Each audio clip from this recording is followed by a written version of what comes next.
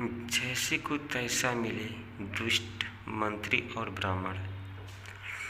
एक राजा के दरबार में विदूषक नाम का एक मंत्री रहता था।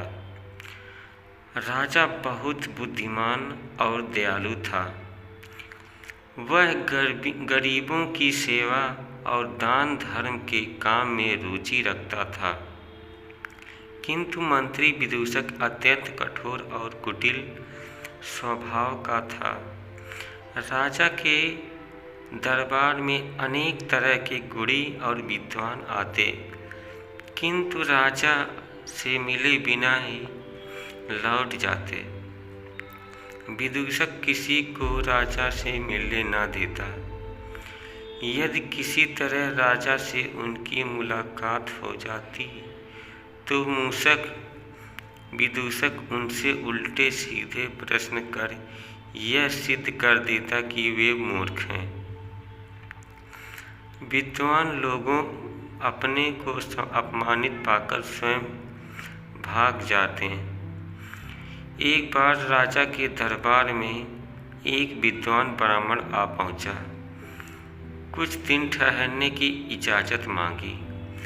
विदूषक बोला, यदि आप हमारे प्रश्नों के ठीक ठीक उत्तर दे सकेंगे तो आपको ठहरने दिया जाएगा। ब्राह्मण ने स्वीकार कर लिया। अगले दिन सभा में राजा से आज्ञा लेकर विदूषक ने ब्राह्मण से प्रश्न किया, आप ईश्वर को मानते हैं? ब्राह्मण बोला, बिल्कुल मानता हूँ। विदूषक पूछा, वह कहाँ रहता है? ब्राह्मण ने उत्तर दिया, वह सर्वत्र विराजमान है। विदूषक बोला, इस समय हैं? ब्राह्मण ने बोला, हाँ हैं। विदूषक ने फिर पूछा, आज दिखाइए वह कहाँ है? ब्राह्मण सोच में पड़ गया। सोचने लगा, इस मूर्ख को कैसे बताएं कि भगवान कहाँ है। फिर उसने विदूषक से पूछा, आप ईश्वर को प्रत्यक्ष देखना चाहेंगे या ध्यान में? मंत्री ने उत्तर दिया, हम प्रत्यक्ष देखना चाहेंगे। ब्राह्मण पूछा, एकांत में देखोगे या सबके सामने? मंत्री बोला, सबके सामने। ब्राह्मण ने फिर पूछा, अभी देखेंगे या ठहर कर? मंत्री बोला, अभी इसी वक्त। तभी ब्राह्मण ने अपना ठंडा सीधा किया और बोला, समझ लो कि यह भगवान है, अब आप सामने आइए। विदूषक घबराकर पीछे खिसकने लगा। दरबारियों ने विदूषक के आगे आने की प्रार्थना की, किंतु ब्राह्मण के हाथ में तना हुआ डंडा देखकर वह डर के कारण आगे नहीं आया। राजा की आज्ञा हुई तो विदूषक को आगे आना पड़ा। तभी ब्राह्मण ने कसकर एक डंडा उसकी कमर में जमा दिए।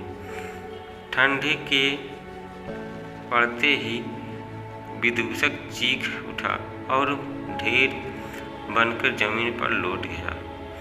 यह दृश्य देखकर दरबार में हलचल मच गई। राजा क्रोधित होकर ब्राह्मण से बोला, यह तुमने क्या बेवकूफ़ी कर दी? तो ब्राह्मण बोला, इसमें बेवकूफ़ी की क्या बात है महाराज? राजा बोला, वाह, खूब रही। एक तो बिना वजह डंडा जमाकर मंत्री की कमर तोड़ दी, ऊपर से पूछते हो कि क्या बेवकूफ़ी है? तो ब्राह्मण ने पूछा, लेकिन डंडा पड़ने से उसे क्या हानि हुई? तो राजा ने बोला, हानि नहीं हुई तो क्या उसे लाभ हुआ? देखते नहीं उसे कितनी पीड़ा हो रही है। ब्राह्मण बोला, कहाँ है पीड़ा? राजा ने बोला, उसकी कमर में जहाँ तूने डंडा लगाया। तो इस ब्राह्मण को बोला, ऐसे में मैं नहीं मानता। विदूषक से कहिए कि वह अपनी पीड़ा को प्रत्यक्ष दिखाए। राजा बोला, लगता है तुम पूरे पागल हो। क्या शरीर के अंदर होने वाली पीड़ा कोई ठोस पदार्थ है जिसे आंखों से प्रत्यक्ष देखा जा सके? ब्राह्मण ने उत्तर दिया, महाराज, जिस तरह शरीर में होने वाली पीड़ा को प्रत्यक्ष नहीं देखा जा सकता, ठीक उसी प्रकार ईश्वर को भी प्रत्यक्ष नहीं देखा जा सकता, किंतु कण कण में उसे महसूस किया जा सकता है। गाइस, अगर वीडियो पसंद आई हो तो एक लाइक कीजिएगा और कमेंट कीजिएगा कि आपको कैसा वीडियो चाहिए। धन्यवाद।